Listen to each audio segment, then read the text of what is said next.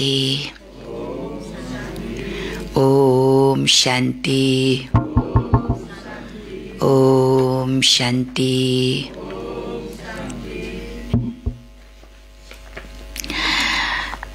आज बापदादाले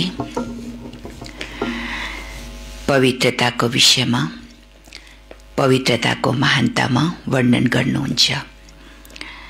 बाबा भन्नुहुन्छ ब्राह्मण जीवनको श्रृंगार भनौं या ब्राह्मण जीवनको विशेषता भनौं, ब्राह्मण जीवनको पर्सनालिटी भनौं, त्यो के हो?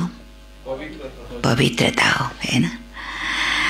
बाबा भन्नुहुन्छ तिमी विश्वात्मा है, विश्वको सारा जो आत्माहरू छन् या विश्व छन् त्यसको आधारभूत तिमी आत्माहरू हो।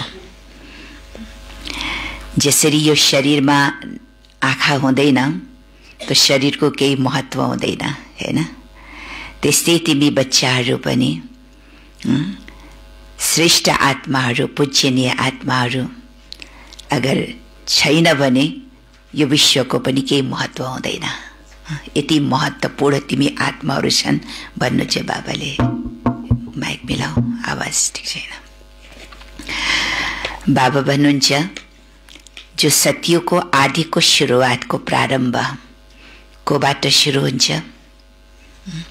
सत्यको आदिकाल त्यसको प्रारम्भ कोबाट सुरु हुन्छ? तिमी पूज्य आत्माहरूबाट सुरु हुन्छ, हैन?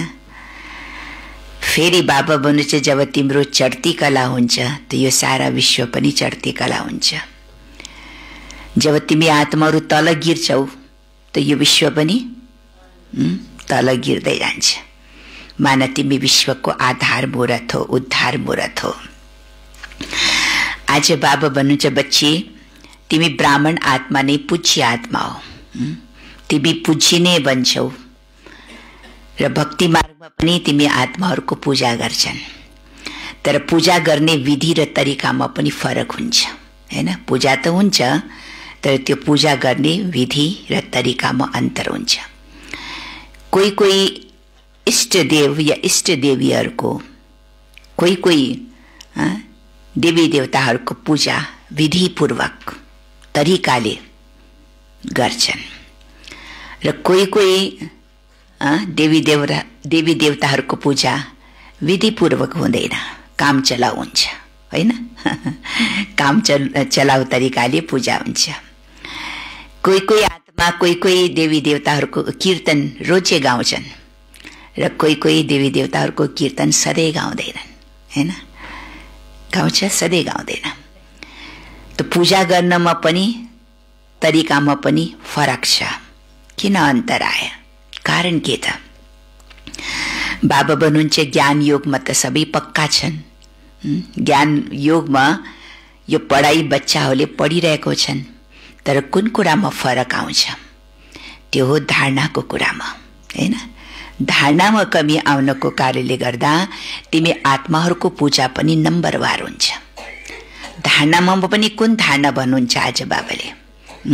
कुन धारणामा कमी आउनको कारणले गर्दा पूजामा पनि नम्बरवार पूजनीय बन्छौ, नम्बरवार पूजनीय बन्छौ र पूजा पनि नम्बरवार हुन्छ। त्यो धारणाको आज बाबा भन्नुहुन्छ बच्चे पवित्रता सबभन्दा श्रेष्ठ धारणा छ। तिमी आत्माहरूको पवित्रता, पूजनीय बन्नुको आधार पनि के हो? पवित्रता।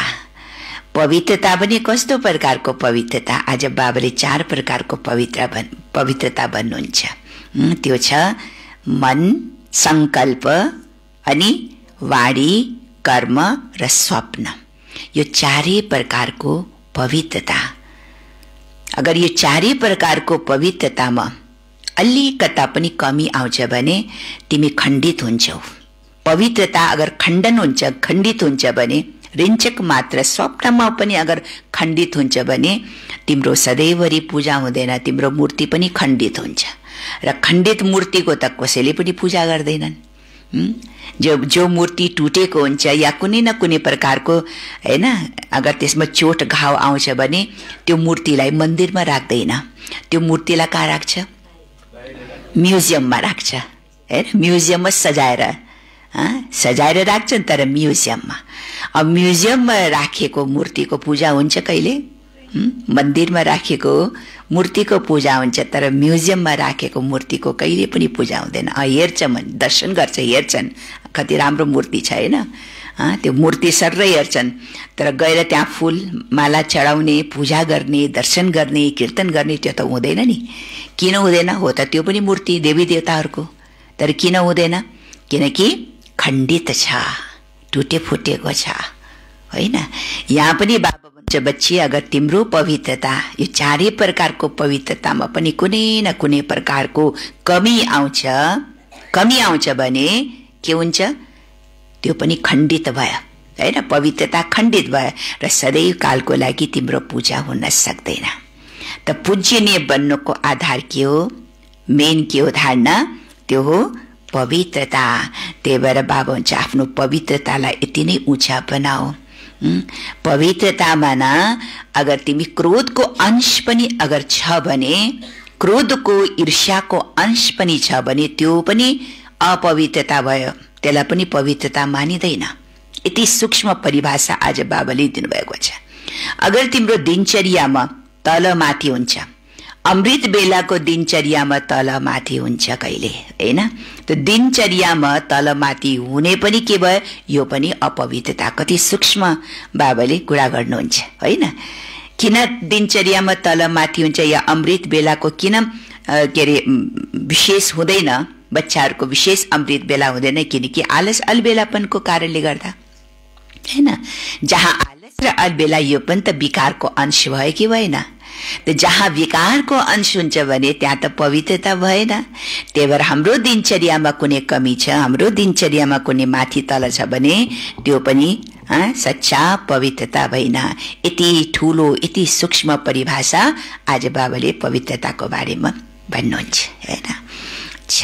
2077 साल माघ 11 गते आइतबार 24/1 सन् 2021 को अव्यक्त बाप दादाको महावाक्य। मुरलीको सार, ब्राह्मण जीवनको श्रृंगार पवित्रता। ब्राह्मण जीवनको श्रृंगार पवित्रता। आज बाप दादाले आफ्ना विश्वका चारैतिरका विशेष होवनहार पूज्य बच्चाहरूलाई देखिरहनु भएको छ। सारा विश्वमा कति थोरै अमूल्य रतनहरू पूजनीय बनेका छन्। यति धेरै विश्वमा, सारै विश्वमा, त्यसमा पनि कतिजना थोरै जना अमूल्य रतन पूजनीय बनेका छन्। पूजनीय आत्माहरू नै विश्वको लागि विशेष जहानका नूर बन्छन्। जो पूजनीय आत्मा छ त्यो के छ? पूजनीय आत्मा के छ? विश्वको लागि विशेष जहानका नूर बन्छन्। जसरी यो शरीरमा आँखा भएन भने संसार हुँदैन। शरीरको मुख्य अंग के हो? आँखा। अगर आँखा छैन भने के भयो? उसको लागि त संसारै हुँदैन, उसको लागि त संसारै हुँदैन। त्यस्तै विश्वमा पूजनीय जहानका नूर तिमी श्रेष्ठ आत्माहरू भएनौ भने विश्वको पनि महत्व हुँदैन। स्वर्ण युग वा आदि युग वा सतो प्रधान युग वा नयाँ संसार तिमी विशेष आत्माहरूबाट नै आरम्भ हुन्छ। सतयुगको सुरुवात, सतो प्रधान युगको सुरुवात केबाट सुरु हुन्छ? तिमी महान आत्मा, तिमी विशेष आत्मा, पूजनीय आत्माबाट नै सुरु हुन्छ। भ्याल्युम बढाने होइन, तर त्यसलाई क्लियर गर न राम्रोसँग, तलमाथि गर्ने होइन, क्लियर गर त्यसलाई। भारी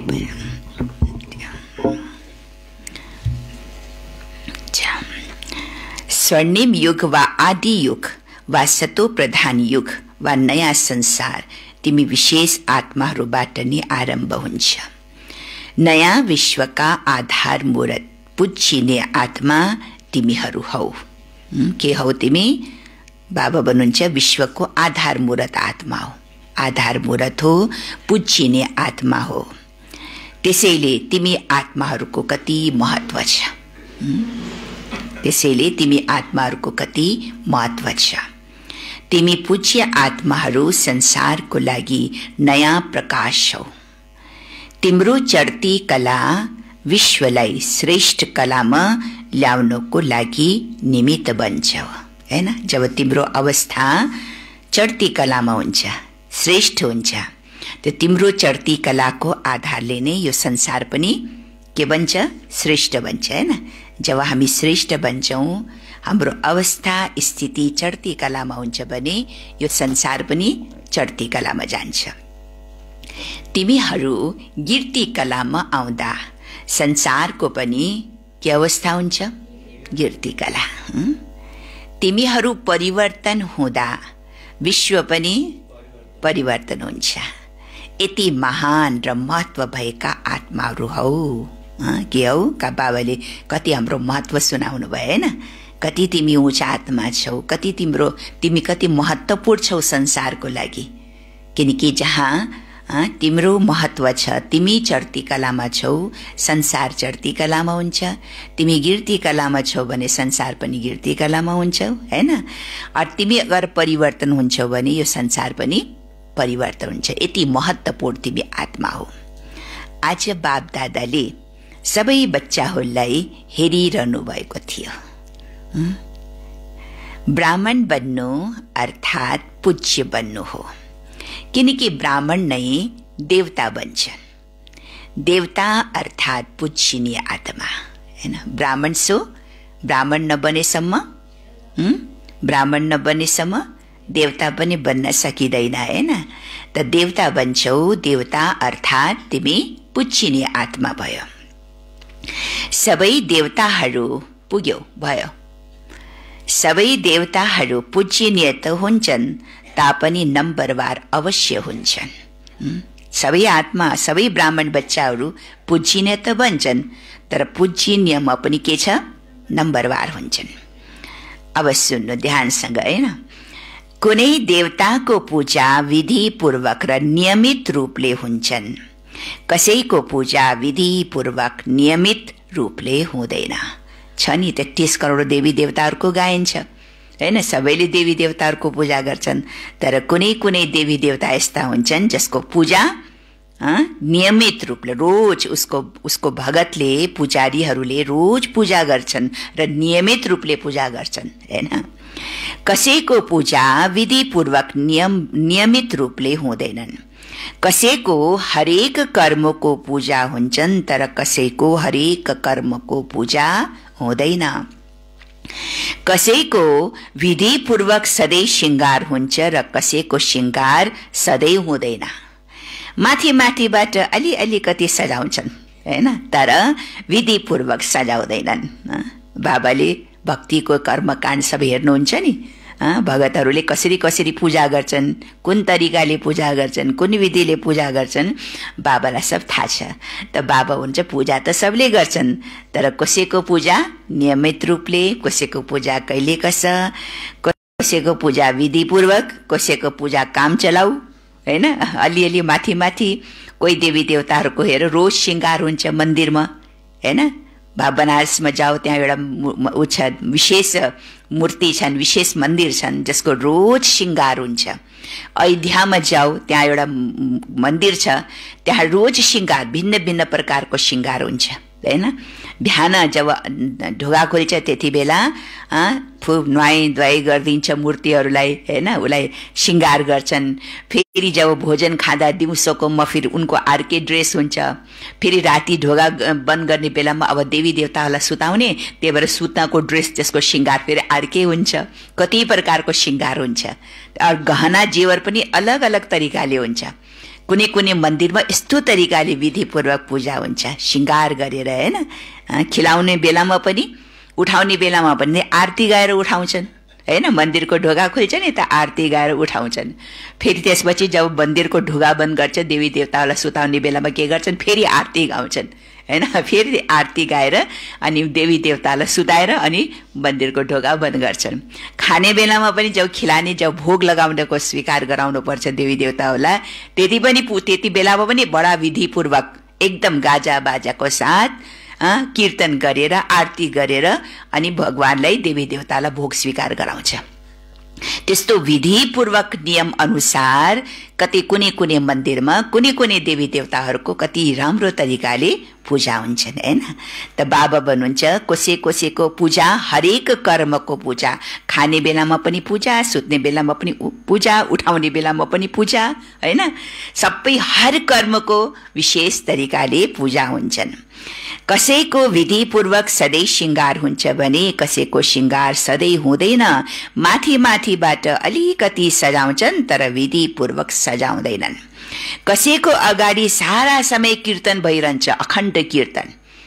कुनै मन्दिरमा जाओ सधैँभरि कीर्तन भइरहन्छ, अखण्ड कीर्तन। कसैको अगाडि कहिले काहीँ मात्रै कीर्तन हुन्छ। यो सबैको कारण के हो त?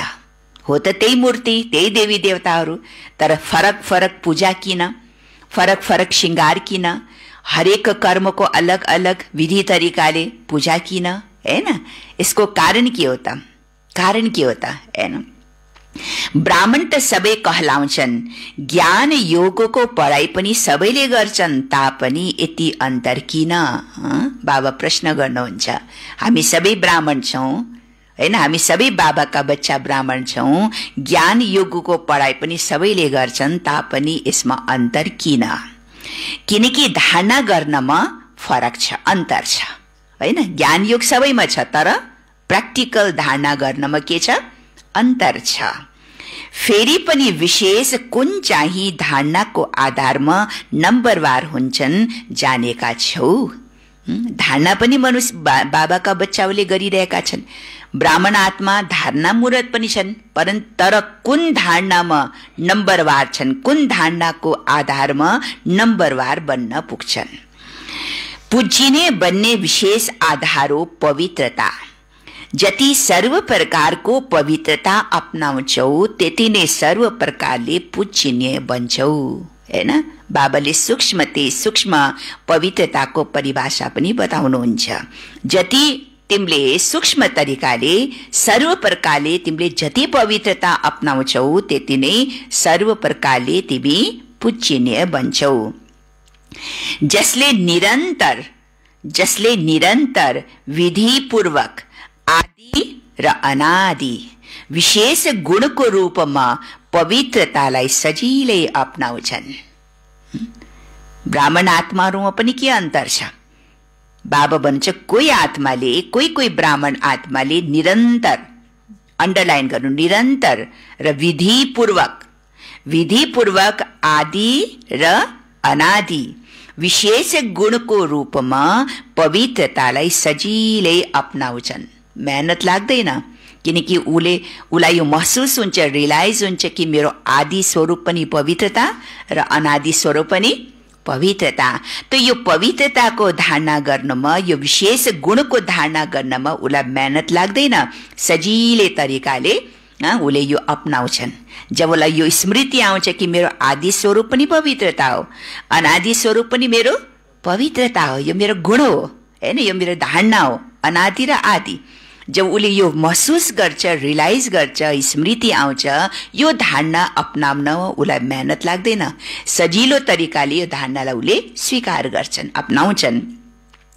तिनीहरूको नै विधिपूर्वक पूज्य बन्छन्। तिनी बच्चाहरू नै के भन्छन्? उसको पूजा विधिपूर्वक हुन्छ, विधिपूर्वक पूजनीय बन्छन्।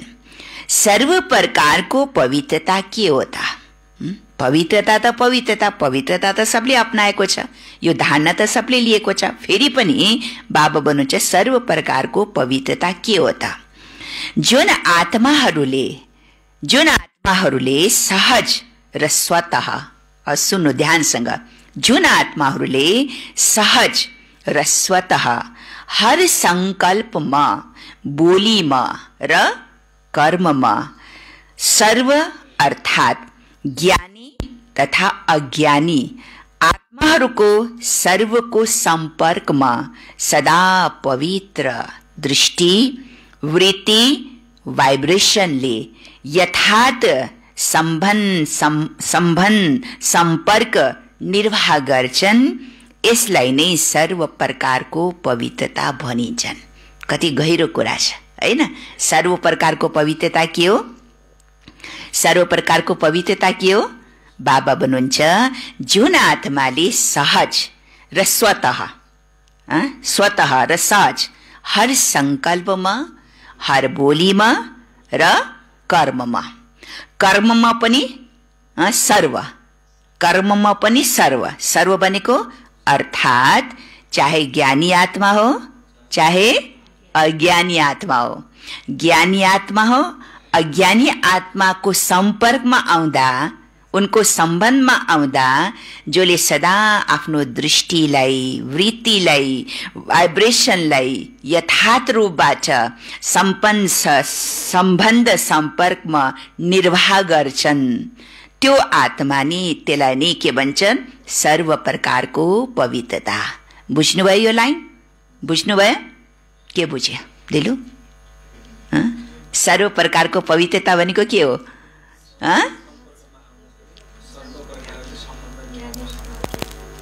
बाबा भन्छ, फेरि सुन्नुहोस्, फेरि रिपिट गर्छु हैन। जुन आत्माहरूले सहज र स्वतः हर कर्म, संकल्प, बोली, यो तीन आउँछ नि, संकल्प, बोल र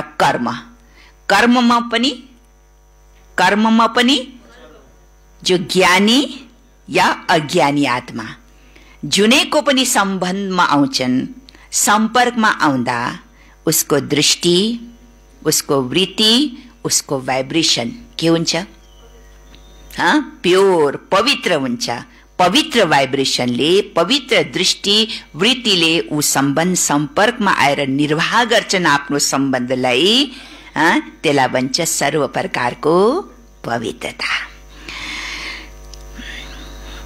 स्वप्नमा पनि स्वयंप्रति, स्वप्नमा पनि स्वयंप्रति वा अन्य कुनै आत्मा प्रति सर्व प्रकारको पवित्रतामा कुनै कमी नहोस्।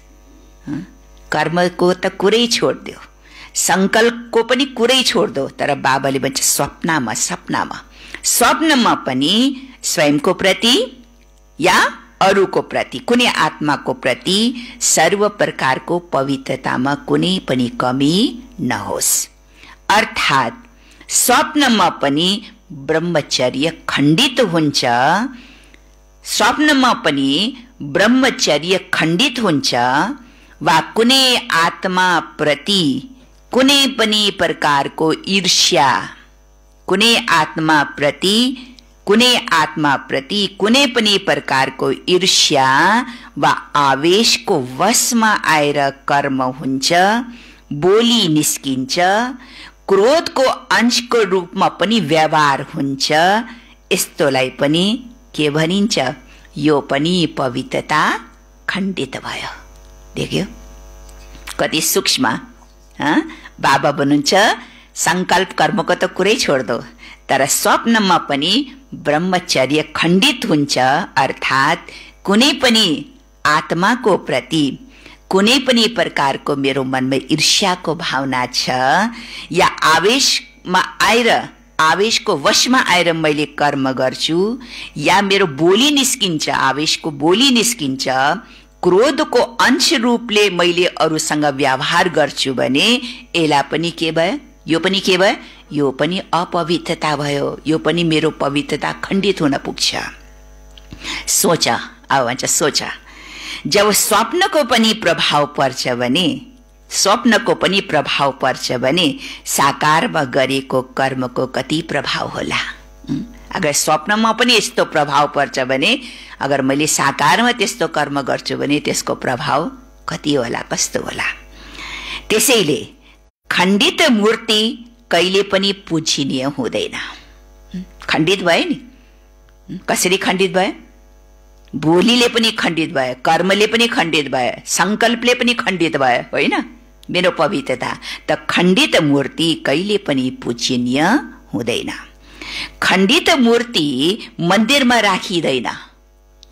अलिकता पनि मूर्तिको अलिकता नाक टुटेको छ या उंगली भाँचेको छ, हैन, भन्छ नि यसको अब यो खण्डित भयो, अब यसलाई पूजा गर्न मिल्दैन, मन्दिरमा राख्न मिल्दैन, अनि म्युजियममा लाग्छ, हैन?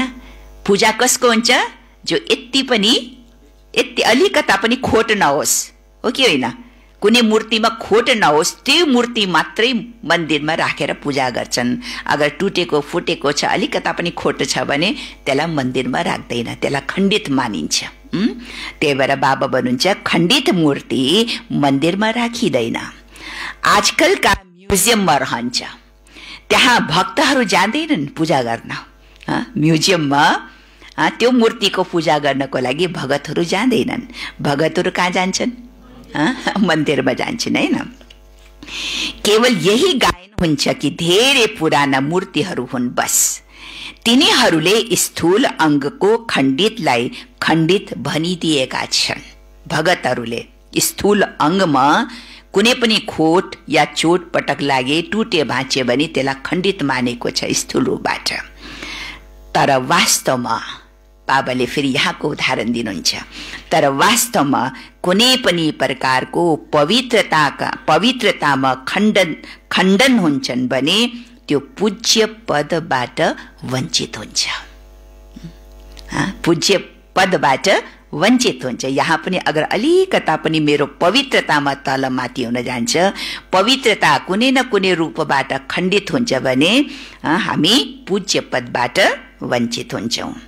यसरी चारै प्रकारको पवित्रता विधिपूर्वक भयो भने पूजा पनि के हुन्छ? विधिपूर्वक हुन्छ, हैन? नै त काम चलाऊ पूजा, हैन? हामीले पनि यहाँ काम चलाऊ धारणा गरेपछि, हैन, त्यहाँ पनि के हुन्छ? हाम्रो पूजा पनि काम चलाऊ, हैन? अब चारै प्रकारको पवित्रतामा बाबा के भन्नुहुन्छ? मन, वाणी र कर्म। मन, वाणी, कर्म। अब कर्म गर्दाखेरि पनि कहीँ आत्माहरू मेरो सम्पर्कमा आउँछ, सम्बन्धमा आउँछ, हैन? त सम्बन्ध सम्पर्क भयो। त मन, वाणी, कर्म र स्वप्न पनि पवित्रता होस्। चारै प्रकारको पवित्रता बाबा चाहनुहुन्छ, देख्न चाहनुहुन्छ बच्चाहरूलाई। मनमा पनि पवित्रता, अनि वाणी मेरो शब्दमा पनि पवित्रता, कर्ममा पनि पवित्रता र स्वप्नमा पनि पवित्रता। मनमा रिञ्चक मात्र पनि अपवित्रताको संकल्प हुनु हुँदैन। मनमा कुनै देहधारीको प्रति दैहिक भासना आउँछ भने यो पनि के भयो? यो पनि अपवित्रता भयो। वाणी शब्दमा पनि कोही आवेशको शब्द, कसैलाई दुःख पुर्याउनुको शब्द, कसैलाई चोट लाग्नेको शब्द, अपशब्द अगर मेरो मुखबाट निस्किन्छ भने यो पनि के भयो? यो पनि अपवित्रता भयो। अस्ति आशा दिदीले कति राम्रो क्लास गराउँदै हुनुहुन्थ्यो हामी सबै टिचर बहिनीलाई। यो मुखबाट पनि धुवा निस्किनु पर्छ, यो मुखबाट धुवा निस्किनु हुँदैन रे। धुवाले के गर्छ? धुवाले के गर्छ? असर गर्छ कि गर्दैन शरीरमा? आँखा पनि पोल्छ, छाती पनि पोल्छ। धुवा गएपछि धुवाले असर पार्छ शरीरलाई, नराम्रो नकारात्मक प्रभाव पार्छ, हैन? त मुखबाट यस्तो शब्द ननिस्कियो जो धुवाको काम गरोस्, अरूलाई दुःख लागोस्, अरूलाई चोट पुर्याओस्। तर यो मुखबाट के शब्द निकल्न पर्छ? सबैको लागि धुवा निस्किनु पर्छ, धुवा होइन, हैन? त्यही भएर वाणीमा पनि अगर धुवा निस्किन्छ भने यो पनि त अपवित्रता भयो कि भएन? त्यही भएर वाणीको शब्द पनि हाम्रो बडा मिठो, सबैलाई दुवाइदिने, हैन? सबैको आत्माको उन्नति प्रगति हुने, हैन? सबैलाई उमङ्ग उत्साह दिने त्यस्तो दुवावाला शब्द वाणी। र कर्म पनि जसको पनि सम्पर्कमा आउँछु म, यो नै कि केवल ज्ञानी आत्मा या राम्रो संस्कार भएको या मेरो मिलेको साथीसित मात्रै म राम्रो व्यवहार हुने, जोसित मेरो कहिले गरै मिल्दैन, कोसित मेरो व्यवहारै मिल्दैन, संस्कारै मिल्दैन, त्यो आत्माको प्रति मेरो फेरि ईर्ष्याको भावना, क्रोधको भावना या त्यो आत्माको प्रति अशुभ भावना, त यो पनि त अपवित्रता भयो कि भएन, हैन? राम्रो मिल्ने साथी, संस्कार मिल्ने साथीसित त तिमीले शुभ भावना राख्ने यो कोही ठुलो कुरा होइन। तर नराम्रो संस्कार नमिल्नेको प्रति पनि शुभ भावना राख्ने यो के हो? यो सबभन्दा ठुलो कुरा हो। त्यही भएर बाबा भन्छ सम्बन्ध सम्पर्कमा आउने बेलामा पनि अगर अलिकता पनि तल माथि छ भने त्यो पनि पवित्रता भएन, त्यो पनि खण्डित भयो। र स्वप्नको कुरा त यो चारै प्रकारको मन, वाणी, कर्म र स्वप्न, यो चारै प्रकारको पवित्रता होस्। यसलाई भनिन्छ सम्पूर्ण पवित्रता। कति बच्चाहरूले अल्बेलापनमा आउनको कारणले चाहे ठुलोलाई चाहे सानालाई यस्तो किसिमको कुरा गरेर चलाउन कोसिस गर्छन्। अब बाबाले कमजोरी पनि बताउनु भयो बच्चाहरूको, हैन? के कमजोरी बताउनु भयो? कतिपय बच्चाहरूले अल्बेलापनमा आएर अल्बेलापनमा आउनुको कारणले चाहे ठुलोलाई चाहे सानोलाई यस्तो किसिमको कुरा गरेर चलाउन कोसिस गर्छन्। के गर्छन्? मेरो भाव त धेरै राम्रो थियो, मेरो मनमा त त्यस्तो थिएन, मेरो भावना त धेरै राम्रो थियो, तर के गर्ने यस्तो बोली निस्क्यो। मनमा त थिएन तर बोली निस्किहाल्यो, होइन?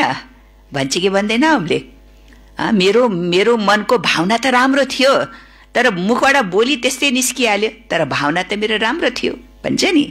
मेरो भाव त धेरै राम्रो थियो तर यस्तो बोली निस्क्यो।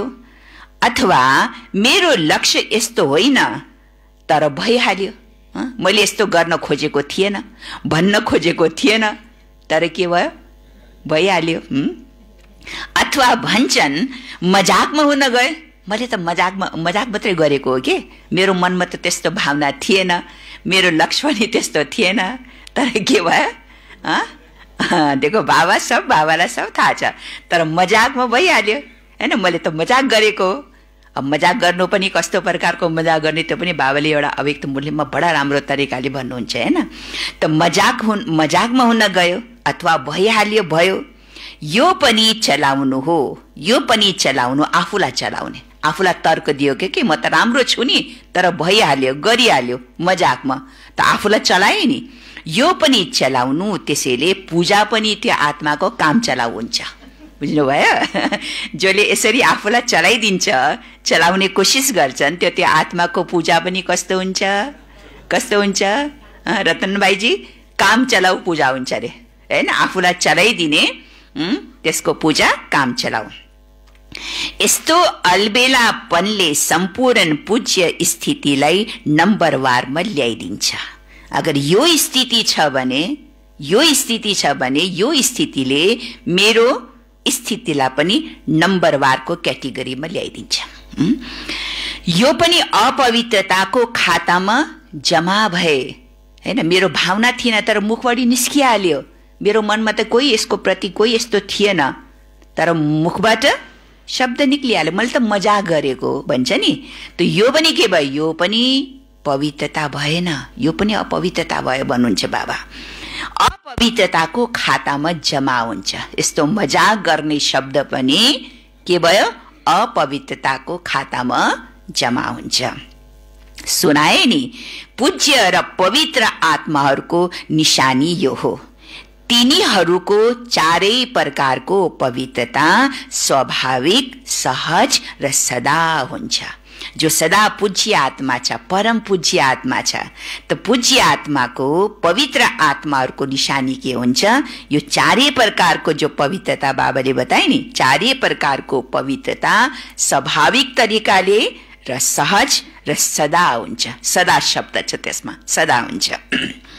तिनीहरूलाई सोच्न पर्दैन। पवित्रताको धारणाले स्वतः नै यथार्थ संकल्प, बोली, कर्म र स्वप्न ल्याउँछ। जस्तो मेरो धारणा हुन्छ त्यो धारणाको आधारले स्वतै मेरो बोली पनि त्यस्तै हुन्छ, हैन? मेरो संकल्प पनि त्यस्तै हुन्छ र मेरो कर्म पनि त्यस्तै हुन जान्छ। यस्तो होइन त्यसै भनिदिए, यो नसोच्नु मैले त त्यसै भनिदिए, मेरो मनमा त त्यस्तो थिएन तर मैले त्यसै भनिदिए। त्यसै भनिदिएर हुन्छ? त्यसै भनिदिए त्यो पनि के भयो? त्यो पनि खाता, कुन खातामा जमा हुन्छ? राम्रो खाता कि नराम्रो खातामा? पवित्रताको खातामा कि अपवित्रताको खातामा? त्यो पनि अपवित्रताको खातामा जमा हुन्छ। यसलाई पनि साधारण नसम्झिनु भन्नुहुन्छ बाबाले। मैले त त्यसै भनेको, त्यसै भनिदिए, यो पनि साधारण कुरा होइन, हैन? त्यसै भनिदिए, निस्कियो, गरियो, भएछ, मैले गर्न चाहेको थिएन, भएछ, भइहाल्यो, भएछ, हैन? यसलाई बडा सिम्पल तरिकाले लिन्छ, कति साधारण तरिकाले बच्चाहरूले लिन्छ, तर यो साधारण कुरा होइन।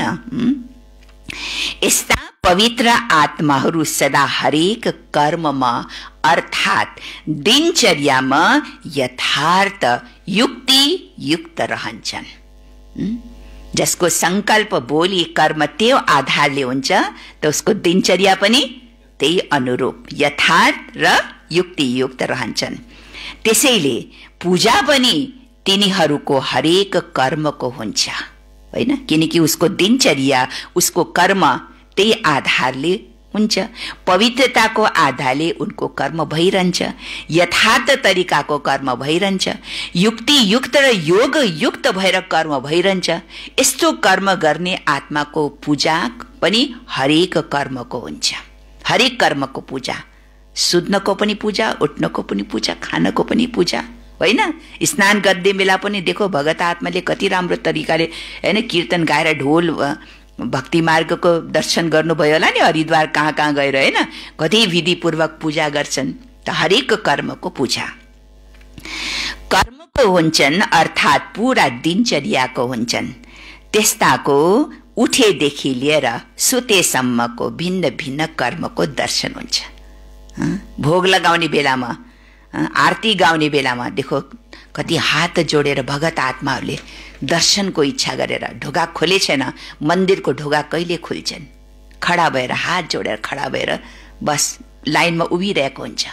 जब मन्दिरको ढोका खुल्छ पुजारीले, त्यति बेला देखो कति खुसीले कति जय जय भनेर खुसीले गरेर दर्शन गरेर ढोक्देर चरणै परेर खुट्टै आफ्नो शरीर नै दण्डवत प्रणाम गरेर कति भावना श्रद्धाको साथ के गर्छन्? पूजा गर्छ। कति भावना हुन्छ, कति श्रद्धा आस्था हुन्छ भगतहरूलाई आफ्नो इष्ट देवी देवताहरूको प्रति होइन। त्यही भएर बाबाले भन्नुहुन्छ यही कारणले होइन सुत्ने उठेदेखि लिएर सुतेसम्मको भिन्न भिन्न कर्मको दर्शन हुन्छ। अच्छा, अझै सुन्नुहोस् अब होइन कति गहिरो गहिरो पोइन्ट छ आज। यदि ब्राह्मण जीवनको लागि बनेका दिनचर्या प्रमाण, हाम्रो ब्राह्मण जीवनको पनि त दिनचर्या छ कि छैन होइन? बिहान उठ्नेदेखि लिएर राति सुत्नेसम्म भगवानले एक एक दिनचर्या बनाउनु भएको छ। बच्चे कसरी उठो, अमृत बेला कसरी उठ्ने, अमृत बेला हामीले कसरी गर्ने, मुरली सुन्दा कसरी गर्ने, अस्ति नै बाबाले अव्यक्त मुरलीमा कसरी वर्णन गर्नुभयो। मुरली सुन्दा के स्मृतिमा रहन पर्छ, अमृत बेला उठ्दा के स्मृतिमा रहन पर्छ। फिर सारा दिन कर्मयोगी गर्दा कर्मयोगी बन, काम योगी मात्रै होइन, काम मात्रै होइन तर काम गर्दा पनि कर्मयोगी गर्दा के स्मृतिमा रहन पर्छ। राति सुत्ने बेलामा बाबासित के गरेर के कुरा गरेर होइन तिमीले आफ्नो दिनचर्यालाई समाप्त गर्नुपर्छ। हरेक कर्मको बाबाले हामीलाई धारणा बताउनु भएको छ, हो कि होइन? कसरी कर्म गर्यो, दिनचर्या कसरी व्यतीत गर्यो, त्यो सब बाबाले हामीलाई एक एक तरिका युक्ति बताउनुहुन्छ। त ब्राह्मण जीवनको लागि बनेका दिनचर्या प्रमाण पनि कर्म यथार्थ वा निरन्तर गर्दैनौ भने त्यसको अन्तरको कारणले पूजामा पनि अन्तर पर्छ।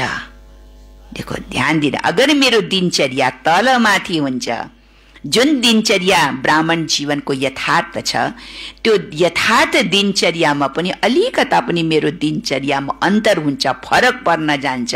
निरन्तर गर्दैनौ, मन गरे उठ्यो, मन गरिन सुतिरह्यो, मन गरे मुरली पढ्यो होइन, मन गरिन पनि मुरली पढिन, मन लाग्यो क्लासमा आयो, मन लागिन पनि क्लासमा आएन होइन। यो के हो त? यो त यथार्थ भएन नि।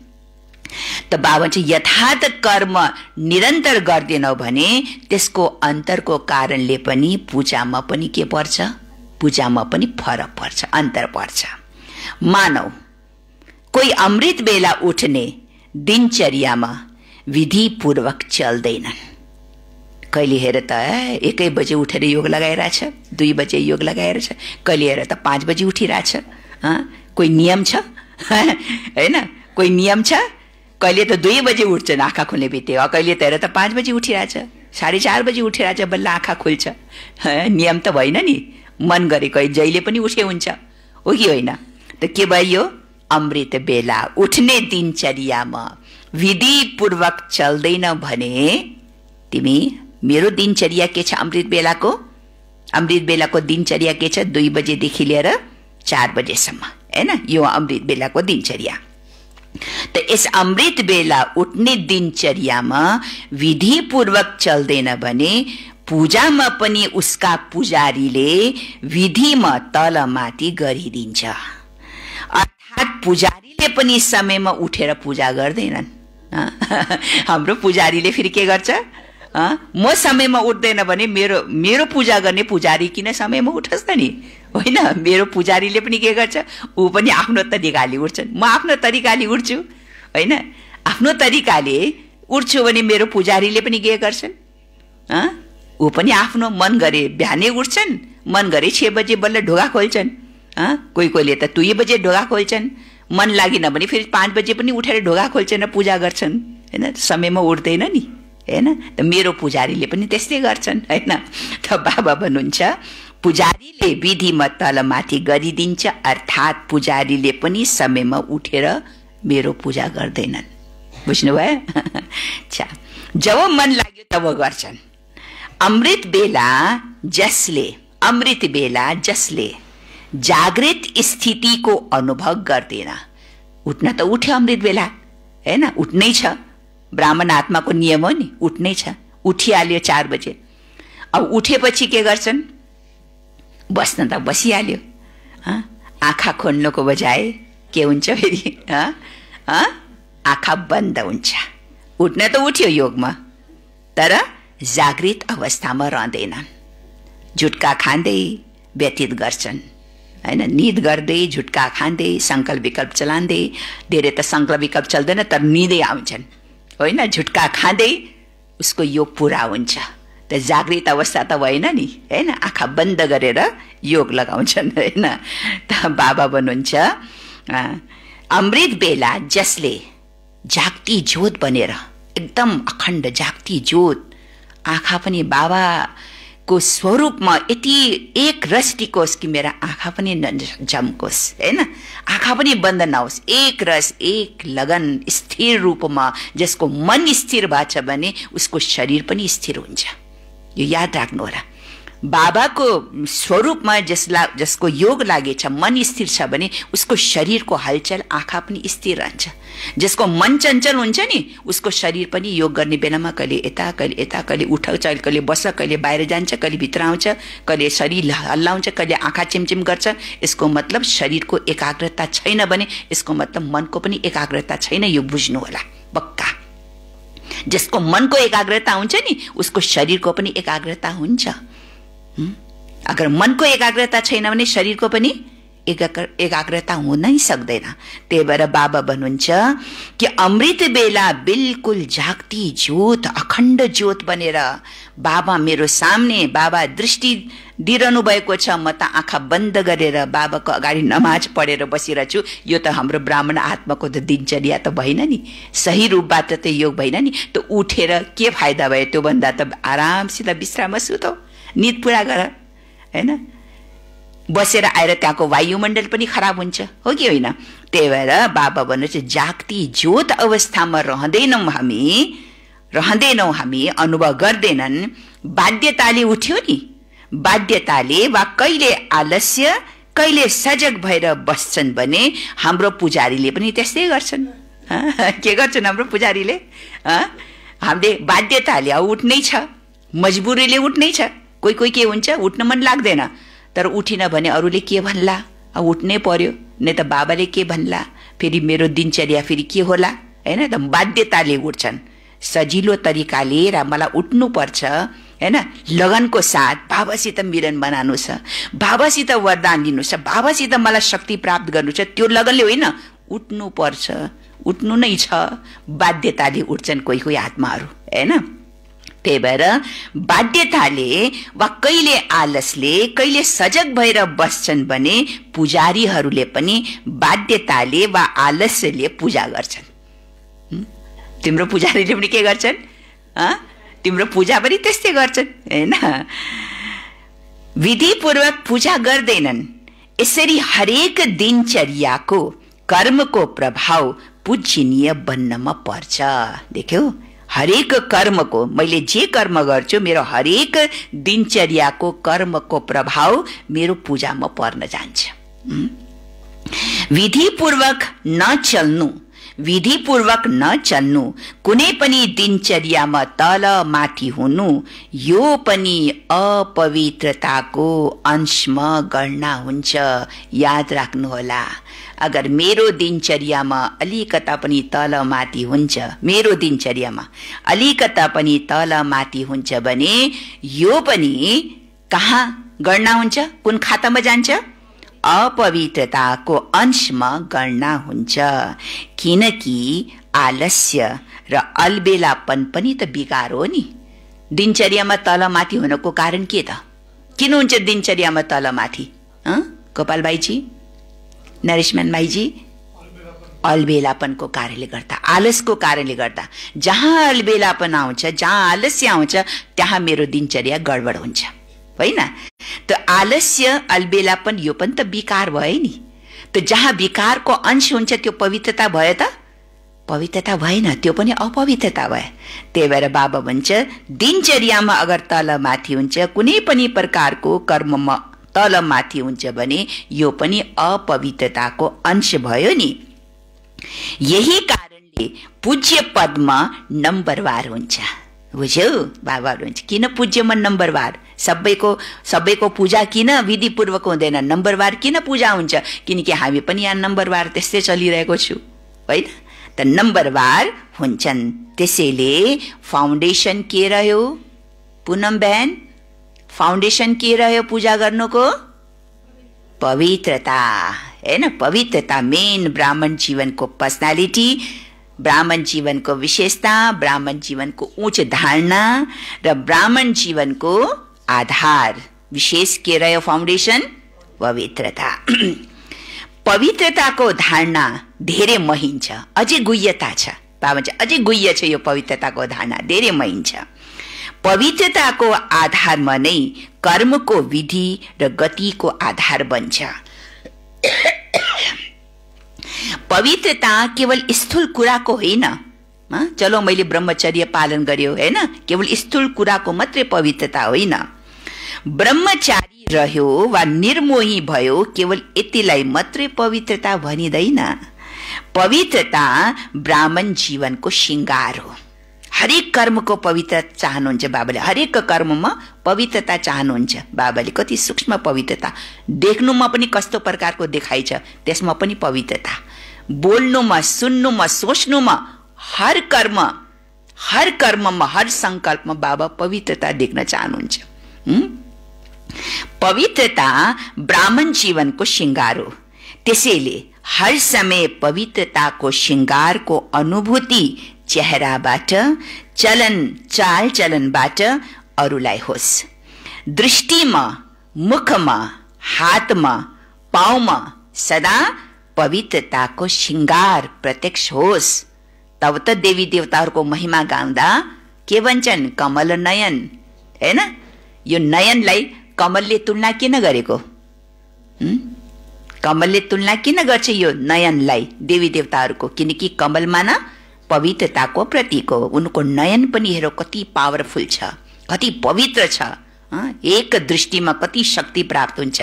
त कमल नयन, कमल मुख, कमल पद, कमल हस्त, कमल चरण, हर अंगलाई कमलले तुलना गरेको छ देवी देवताहरूको।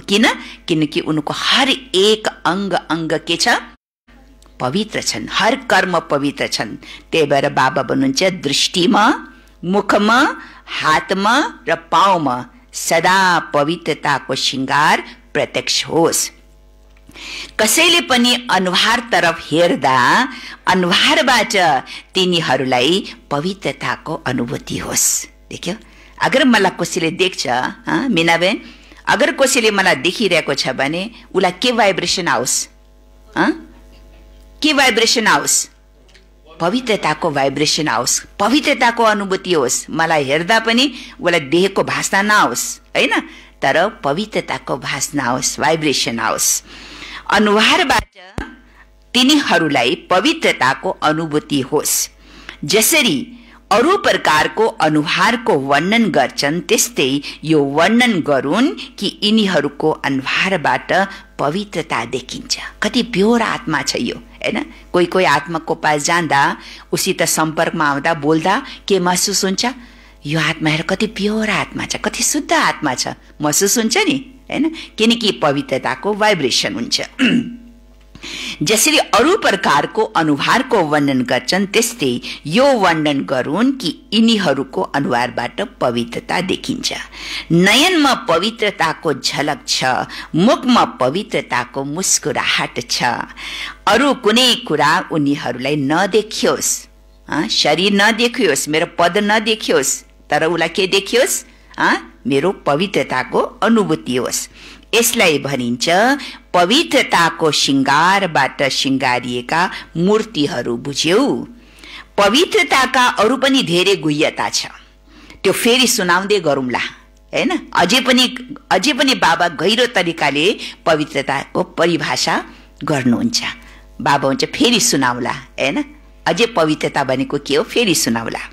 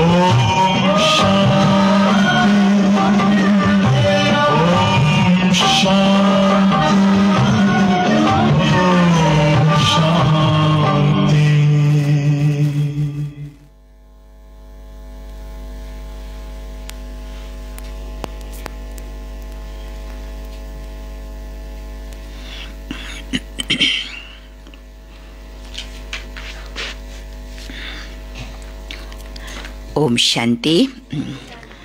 बाबा भन्नुहुन्छ पवित्रताका त अरू पनि धेरै गुह्यता छन्, त्यो फेरि सुनाउँदै गरौँला। जसरी कर्मको गति गहन छ, पवित्रताको परिभाषा पनि धेरै गुह्य छ र पवित्रता नै फाउन्डेसन हो। अच्छा, आज गुजरात आएको छ। गुजरातका सदा हल्का बनेर नाचिरहन्छन्, गाइरहन्छन्। चाहे शरीर जतुसुकै भारी होस्, हल्का बनेर नाचिरहन्छन्। गुजरातको विशेषता हो सदा हल्का रहने, सदा खुशीमा नाचिरहने र बाबाको वा आफ्नो प्राप्तिको गीत गाइरहने। बचपनदेखि नै राम्रो नाच्ने गाउने गर्छन्। गुजरातीहरूले गरबा रास गर्छ नि, उनको बचपनदेखि नै उनको संस्कार हुन्छ त्यो रास गर्ने। ब्राह्मण जीवनमा के गर्छौ? ब्राह्मण जीवन अर्थात् आनन्दको जीवन। गरबा रास अर्थात् ग्रुपको डान्स गर्दा खुशी आउँछ नि। यदि खुशी आएन भने धेरै रास गर्न सक्दैनौ। मौज मस्तीमा थकावट हुँदैनन्, अथक भइन्छ। त्यसैले ब्राह्मण जीवन अर्थात् सदा मौजमा रहने जीवन। तिनीहरूको हुन्छ स्थूल मौज र ब्राह्मण जीवनको हुन्छ मनको मौज। मन खुश छैन भने त तन पनि खुसी हुँदैन, तन पनि नाच्दैन। अगर मन नाच्छ भने त तन पनि स्वतः स्वाभाविक नाचिरहन्छ, हैन त? मनको मौज। सदा मन मौजमा नाचिरहोस्, गाइरहोस्। उनीहरू हल्का बनेर नाच्ने गाउने अभ्यासी हुन्छन्। त्यसैले यिनीहरूलाई ब्राह्मण जीवनमा पनि डबल लाइट बन्न मुस्किल हुँदैन। त्यसैले गुजरातलाई सदा हल्का रहने अभ्यासी भन अथवा वरदानी भन। सारा गुजरातलाई वरदान मिलेको छ डबल लाइटको। मुरलीद्वारा पनि वरदान मिल्छ नि। सुनाइने कि तिम्रो यस दुनियाँमा यथाशक्ति यथा समय हुन्छ। साकारी दुनियाँमा त समय हेर्नु पर्यो, टाइम हेर्नु पर्यो, हैन? शक्ति हेर्नु पर्यो। यथा र तथा। तर वतनमा के हुन्छ? वतनमा यथा तथाको भाषा नै छैन, हैन? त्यहाँ समयको कोही अवधि र परिधि हुँदैन। जुनसुकै जति समयसम्म बाबासँग हामीले मिलन मनाउन सक्छौँ। साकारमा त त्यति मिलन बनाउन सक्दैन नि, समय तोकिएको हुन्छ। यहाँ दिन पनि रात पनि हेर्नुपर्छ। त्यहाँ त न दिन छ न रात छ। कहाँ? वतनमा, हैन? न दिन छ न रात छ। अब साकारी वतनमा त दिन रात समय हेर्नुपर्छ, तर सूक्ष्म वतनमा समय हेर्नु पर्दैन। न सूर्य उदय हुन्छ न चन्द्रमा, दुवैबाट पार छ। आउनु त त्यहाँ छ नि। जान त सबले कहाँ छ? वतनमै जानु छ, सूक्ष्म वतनमै जानु छ। बच्चाहरूले रुरिहानमा भने कहिलेसम्म बाबा, कहिलेसम्म यो संगमयुग कहिलेसम्म रहन्छ? कहिलेसम्म पुरुषार्थ गर्ने? बाप दादा भन्नुहुन्छ, तिमीहरू सबैले हामी तयार छौं भन्छौ भने अहिले नै गर्छु। अगर बाबालाई प्रश्न बच्चाहरूले गर्छन्, बाबा कहिलेसम्म यो संगमयुग हो, हैन? कहिलेसम्म? त बाबाले के जवाब दिनुभयो? अगर बच्चाहरूले भन्छन् तिमीहरू सबैले हामी तयार छौं भन्छौ भने अहिले नै गरौं। त्यसैले कहिलेको त प्रश्नै नै छैन। किन बाबालाई कहिले भनेर प्रश्न सोध्ने? कहिलेको त प्रश्नै छैन। पहिला हामी तयार हौं नि, हैन? हामी कहिले तयार हुन्छौ? त्यो बाबाको प्रश्न छ। कहिले तबसम्म हुन्छ जबसम्म सारा माला तयार हुँदैन। अहिले नाम निकाल्न बस्यो भने 108 मा पनि सोच्यो भने यो नाम राखौं वा त्यो नाम राखौं भनेर, हैन? अहिले पनि अलमलमा पर्न सक्छ नि। मालाको 108 को दानामा कोला राख्ने कोला नराख्ने अलमलमा पर्न सक्छ, हैन? अहिले 108 को माला पनि सबैले उनी 108 को नाम भन्न सक्छ र 108 को मालाको दानामा कुन आत्मा आउन सक्छ भने कसैले ग्यारेन्टी गर्न सक्छ? भन्न सकिन्छ? सकिँदैन। फरक पर्छ। बाप दादाले त अहिले नै ताली बजाएमा सुरु हुन्छ। बाप दादालाई त कोही टाइम लाग्दैन। अहिले ताली बजाओस्, अहिले अर्डर गरौ प्रकृतिलाई, अहिले विनाश भइहाल्छ। बाप दादालाई समय थोरै नै लाग्छ र अर्डर गर्नमा, तर समय कोलाई लागिरहेको छ? हामी बच्चालाई तयार हुनमा, हैन? अहिले नै ताली बजाएमा सुरु हुन्छ। एकातर्फ प्रकृतिले, अर्को तरफ व्यक्तिहरूले समय लाग्दैन। बाबालाई समय लाग्दैनन्। तर बाबाको सबै बच्चाहरूमा के छ? प्यार छ नि, स्नेह छ नि। त्यही भएर बाबा रोकिरहनु भएको छ कि अब अझै पनि बच्चा तयार हुन्, अझै पनि बच्चा तयार हुन् भनेर बाबाले हामी बच्चाहरूको माथि दया गरेर, रहम गरेर बाबाले अहिले त्यो कामलाई रोक्नु भएको छ, हैन? स्नेह छ बाबालाई बच्चाहरूको प्रति। हात समात्यो भने त साथ लैजान्छु, हातमा हात मिलाउनु अर्थात् समान बन्नु। तिमीहरूले भन्छौ नि सबै समान अथवा सबै नम्बर 1 त बन्दैनन्, तर नम्बर 1 पछि नम्बर 2 त हुन्छ। सबै नम्बर 1 त बन्दैन, तर नम्बर 1 पछि के हुन्छ? बाबाले के भन्नुभयो? पछाडि 2 त हुन्छ, 2 त हुन्छ। अच्छा, बाबा समान नबनुन्।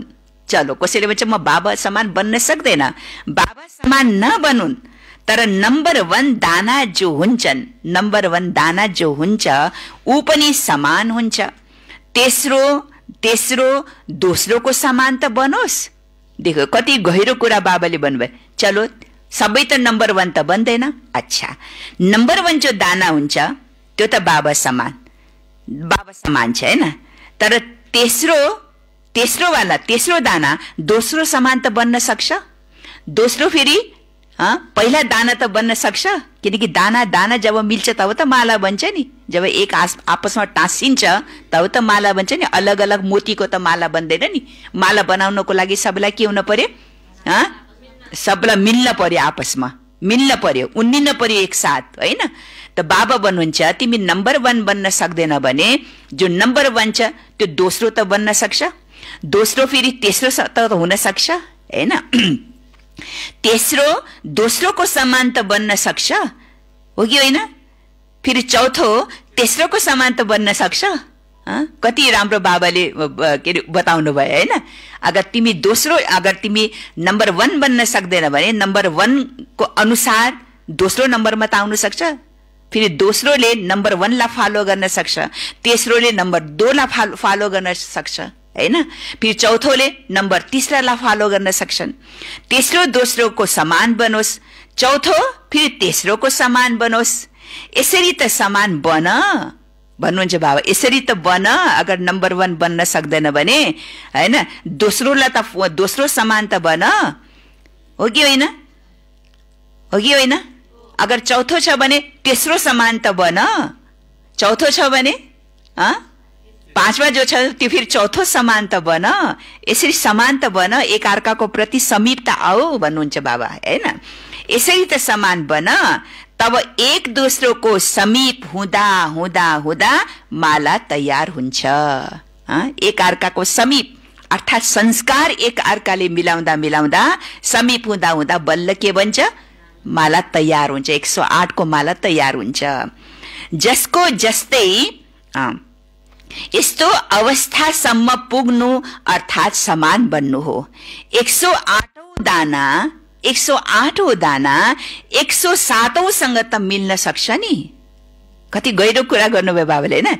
108औं दाना 107औं सँग त मिल्छ नि। उसको जस्तै विशेषता आयो भने पनि त माला तयार हुन्छ। कोही माला एउटै मोती भएपछि कति राम्रो हुन्छ। कोही रातो हालेछ, कोही कालो हालेछ, कोही के मोती हालेछ भने त्यो माला राम्रो लाग्छ? लाग्दैन। एकै प्रकारको मोती कति राम्रो लाग्छ। त्यस्तै बाबा भन्छ अगर 108औं दाना छ भने 107औं सँग त मिल्न सक्छ। जस्तो जस्तै विशेषता आयो भने पनि त माला तयार हुन्छ। नम्बरवार त हुनु नै छ। बुझ्यौ? बाबाले भन्नुहुन्छ अहिले कोही छ ग्यारेन्टी गरेर हो तयार छौ भन्छौ भन्ने हो। कोहीले ग्यारेन्टी गर्न सक्छ आफूलाई बाबाको अगाडि कि बाबा म तयार छु भनेर?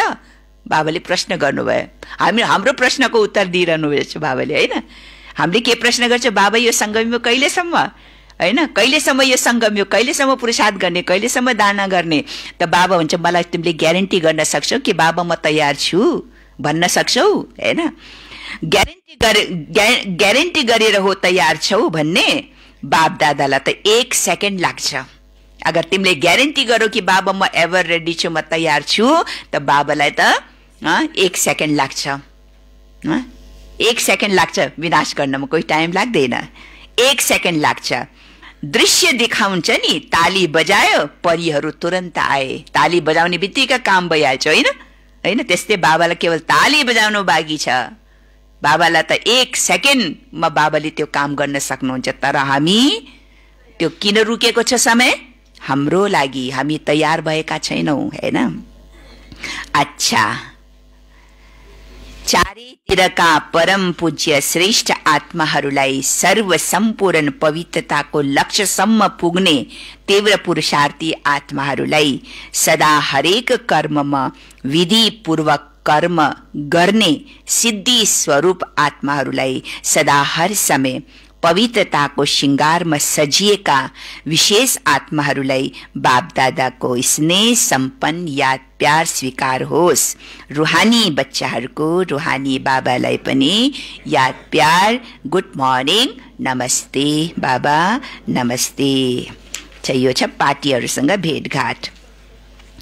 विश्वमा सबैभन्दा बढी श्रेष्ठ भाग्यवान आफूलाई सम्झन्छौ। सारा विश्वले जुन श्रेष्ठ भाग्यको लागि पुकारिरहेको छ हाम्रो भाग्य खुलोस् भनेर, तिम्रो त भाग्य खुल्यो। यो भन्दा ठूलो खुशीको कुरा अरु के हुन सक्छ र? भाग्य विधाता नै हाम्रो पिता हुनुहुन्छ। यस्तो नशा छ नि, जसको पिता नै भाग्य विधाता हुनुहुन्छ उसको भाग्य कस्तो होला, कस्तो होला? यो भन्दा ठूलो भाग्य कुनै पनि हुन सक्छ र? त्यसैले सदा यो खुशी रहोस्। भाग्य त हाम्रो जन्मसिद्ध अधिकार हो। पितासँग जति पनि सम्पत्ति हुन्छ बच्चाहरू त्यसका अधिकारी हुन्छन्। भाग्य विधाताको पासमा के छ? भाग्यको खजाना। त्यो खजाना माथि तिम्रो अधिकार छ, हैन? हो नि, हाम्रो अधिकार भयो नि त्यो खजाना माथि। त्यसैले सदैव वाह मेरो भाग्य, वाह मेरो भाग्य र वाह मेरो भाग्य विधाता। वही विधाता बाबा यही गीत गाउँदै खुशीमा उडिरहनु। जसको यति श्रेष्ठ भाग्य छ उसलाई अरु के चाहियो? भाग्यमा सबै थोक आउँछन्। भाग्यवानको पास तन मन धन जन सबै थोक हुन्छ। श्रेष्ठ भाग्य अर्थात अप्राप्त कुनै वस्तु छैन। कुनै अप्राप्ति छ र? घर राम्रो चाहियो, कार राम्रो चाहियो होइन, हैन? गाडी राम्रो चाहियो होइन। जसलाई मनको खुशी मिल्यो उसलाई सर्व प्राप्ति भयो। कार त के बाबा चाहिँ मोटर त के, कार त के, तिमीलाई त कुबेरको खजाना मिलेको छ। गाडी त के, तर तिमीलाई के मिलेको छ? कुबेरको खजाना मिलेको छ। कुनै अप्राप्त वस्तु छँदै छैन। यस्ता भाग्यवान हौ। विनाशी इच्छा के गर्छौ? जुन आज छ भोलि छैन। त्यसको इच्छा के राख्नु? त्यसैले सदा अविनाशी खजानाको खुशीमा रहनु, जुन अहिले पनि छ र साथमा पनि जान्छ।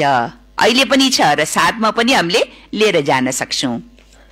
यी घर, यी कारहरू, पैसा साथमा जाँदैनन्, हैन? धन सम्पत्ति, पैसा, कार्य साथमा जाँदैनन्। तर यी अविनाशी खजानाहरू अनेक जन्म साथमा रहन्छन्। कसैले खोज्न पनि सक्दैनन् तिम्रो सम्पत्तिलाई, हैन? कसैले खोज्न पनि सक्दैनन्, कसैले लुट्न पनि सक्दैनन्। स्वयं पनि अमर बन्यो र खजाना पनि अविनाशी मिल्यो।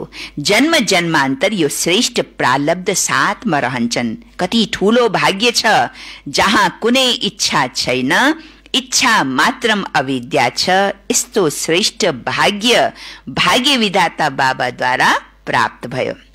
आफूलाई बाबाको समीप रहने श्रेष्ठ आत्मा अनुभव गर्छौ। बाबाको बन्यो, यो खुशी सदा साथ रहन्छ। दुनियाँको दुखको दुनियाँदेखि निस्केर अब सुखको संसारमा आयो। दुनियाँमा दुखमा कराइरहेका छन्, तिमीहरू सुखको संसारमा सुखको झुलामा झुलिरहेका छौ। कति फरक छ, हैन?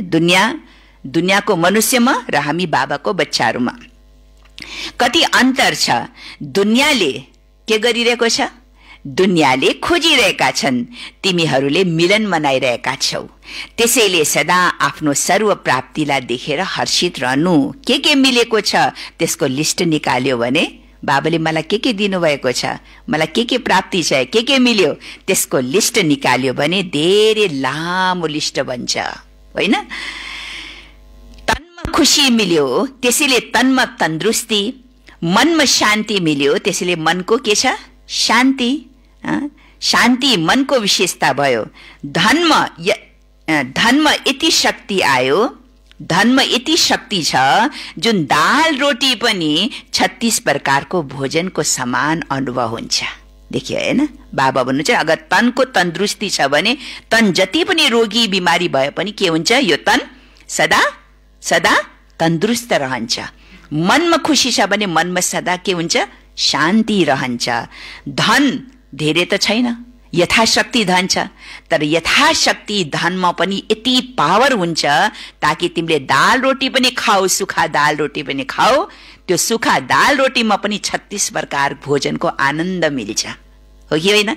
मिल्छ कि मिल्दैन? मिल्छ हैन? दाल रोटी पनि 36 प्रकारको भोजन समान अनुभव हुन्छ। ईश्वरीय यादमा, बाबाको यादमा दाल रोटी पनि कति श्रेष्ठ लाग्छ कि लाग्दैन? लाग्छ कि लाग्दैन मनोहर भाइ? बाबाको यादमा सुखा दाल रोटी खाऊ, त्यो पनि कति मिठो लाग्छ। किन मिठो लाग्छ? किन आनन्द आउँछ दाल रोटीमा पनि? हामीलाई 36 प्रकारको भोजन चाहिँदैन, हैन पम्फा दिदी? 36 प्रकारको भोजन चाहिँदैन, केवल सुखा दाल रोटी भए पनि पुग्छ, होइन? त्यो सुखा दाल रोटीमा पनि आनन्द किन आउँछ, खुसी किन आउँछन्? बाबा भन्नुहुन्छ तिम्रो दाल रोटी होस्, कुन श्रेष्ठ लाग्छ? ईश्वरी यादमा दाल रोटी कति श्रेष्ठ लाग्छ। दुनियाँको 36 प्रकारको भोजन होस् र तिम्रो दाल रोटी होस्, कुन श्रेष्ठ भयो? कुन श्रेष्ठ भयो? कि कुन राम्रो लाग्छ? कुन श्रेष्ठ लाग्छ? दाल रोटी राम्रो लाग्छ, किनकि त्यो दाल रोटी प्रसाद भयो, हो कि होइन? 36 प्रकारको भोजन प्रसाद भएन, किनकि त्यसमा बाबाको याद छैन। तर तिमीले बाबाको यादमा, ईश्वरी यादमा दाल रोटी पनि खान्छौ, पकाउँछ भने त्यो दाल रोटी पनि के भयो? प्रसाद भयो। भोजन बनाउँदा, खाना पकाउँदा के गर्ने त? खाना बनाउँदा के गर्ने त? खाना बनाउँदा यादमा बनाउँछौ, यादमा खान्छौ, त्यसैले प्रसाद हुन्छ नि, प्रसाद भयो नि, हो कि होइन? के हो प्रसाद भनेको? के हो? दुनियाँ भक्ति मार्गमा पनि देखो, चढ्न अमृत भन्छ अरे। पानी हुन्छ लोटामा, भगवानको अगाडि राख्छ, हैन? पहिला त साधारण पानी, हो कि होइन? अलिअलि त्यसमा मिठास, अलिअलि त्यसमा गुलाब जल के हालेर हाल्छ हैन? साधारण पानी। त्यही साधारण पानी जब भगवानको चरणमा राखिदिन्छ, मन्दिरमा राख्छ, त्यो के भयो? चढ्न अमृत भयो अरे। पहिला पानी, पछि चढ्न अमृत भयो। अमृत समान मान्छ, किनकि त्यसमा भाइब्रेसन गयो। के भाइब्रेसन गयो? शुद्ध भाइब्रेसन, पवित्र भाइब्रेसन, भावना गयो त्यसमा, भगवानको भक्तिको भावना गयो नि। त्यो भावना, त्यो भाइब्रेसनले त्यो प्रसाद बने। त्यो प्रसादमा ताकत हुन्छ कि हुँदैन? त्यसमा फेरि यति एक बुँद भए पनि त्यो प्रसाद, त्यो अमृत खान्छ कि खाँदैन? बडा प्रेमले, श्रद्धाले। 1 गिलास पानी पियो, त्यसमा सन्तुष्टि हुँदैन, लेकिन यति चढ्न अमृत पाउने बित्तिकै आहा प्रसाद पाए कति खुसी हुन्छ, होइन र? हो कि होइन? त्यही भएर बाबा भन्छ त्यस्तो प्रसादमा त्यति ताकत छ। बाबाको यादमा भोजन बनाओ, बाबाको यादमा भोजन खाओ, त्यति नै हामीलाई के मिल्छ? ताकत मिल्छ। त्यो प्रसाद भयो। त प्रसादको महत्व छ नि।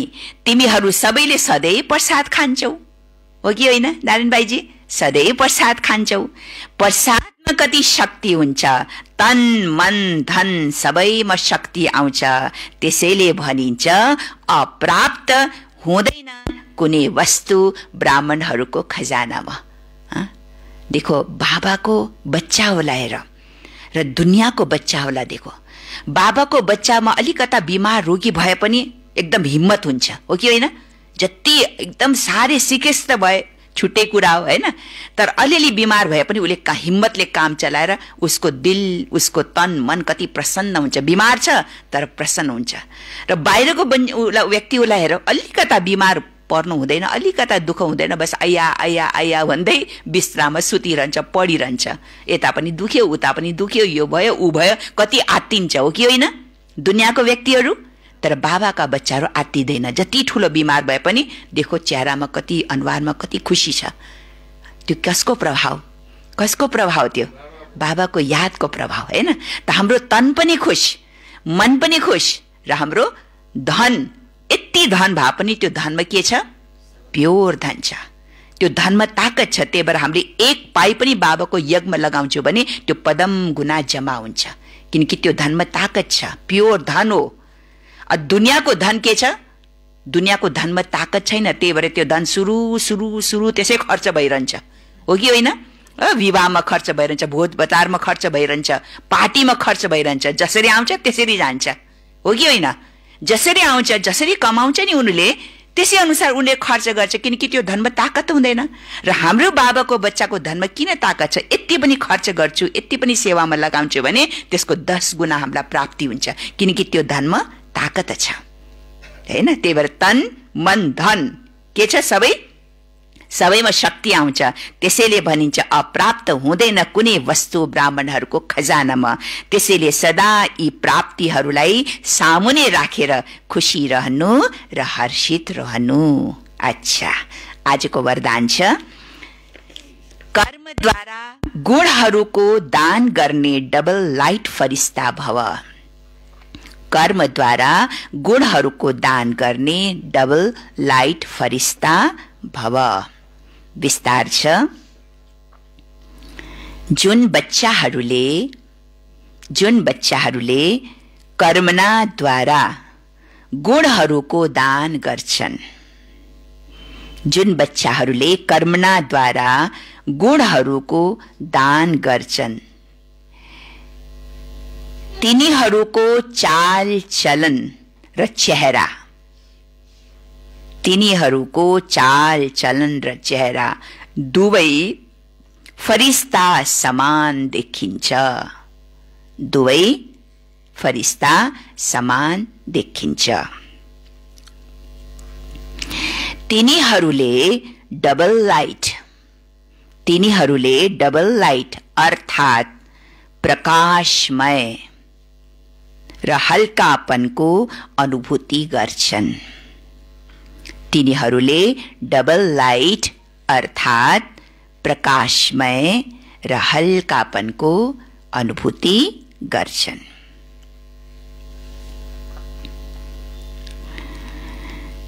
तिनीहरूलाई कुनै पनि बोझ महसुस हुँदैन, तिनीहरूलाई कुनै पनि बोझ महसुस हुँदैन। हरेक कर्ममा मद्दतको अनुभव हुन्छ, हरेक कर्ममा मद्दतको अनुभव हुन्छ। मानव कुनै शक्तिले चलाइरहेको छ, मानव हर कर्ममा मद्दतको अनुभव हुन्छ। मानव कुनै शक्तिले चलाइरहेको छ, हुन्छ नि। ओहो, यो त मैले गरेको होइन, पता नि कसरी कुन शक्तिले यो मैले गर्न सक्यो, भन्छ नि, कुन शक्तिले मलाई चलाइरहेको छ, यो अनुभूति हुन्छ, महसुस हुन्छ। मानव कुनै शक्तिले चलाइरहेको छ। हरेक कर्मद्वारा महादानी बनेको कारणले, हरेक कर्मद्वारा महादानी बनेको कारणले तिनीहरूलाई सबैको के मिल्छ? आशीर्वाद, हैन? हर कर्मले उसले दान दिइरहेछ। कर्मले आफ्नो बोलीले, आफ्नो संकल्पले, आफ्नो व्यवहारले, चालचलनले सबैलाई प्रेरणा दिइरहेछ, शुभ भावना दिइरहेछ। त जसले सबैलाई दिइरहेको छ भने उसलाई के मिल्छ? सबैको आशीर्वाद वा सबैबाट वरदान प्राप्ति भएको अनुभव हुन्छ। हरेक कर्मद्वारा महादानी बनेको कारणले तिनीहरूलाई सबैको आशीर्वाद वा सबैबाट वरदान प्राप्ति भएको अनुभव हुन्छ। स्लोगन छ, सेवामा सफलताको सितारा बन। सेवामा सफलताको सितारा बन, कमजोर होइन। के बन? सफलताको सितारा बन, कमजोर होइन। त आज ब्राह्मण जीवनको विशेष श्रृंगार के थियो? पवित्रता, हैन? कस्तो प्रकारको पवित्रताको बाबा देख्न चाहनुहुन्छ, हैन? पवित्रता कस्तो प्रकारको त्यो आज बाबाले विस्तारपूर्वक वर्णन गर्नुभयो। पवित्रताको सब्जेक्ट त अझै गहिरो छ। फेरि बाबा हुन्छ फेरि सुनाउला त्यो, होइन? कति गहिरो छ पवित्रता, त्यो फेरि सुनाउला। ओम शान्ति।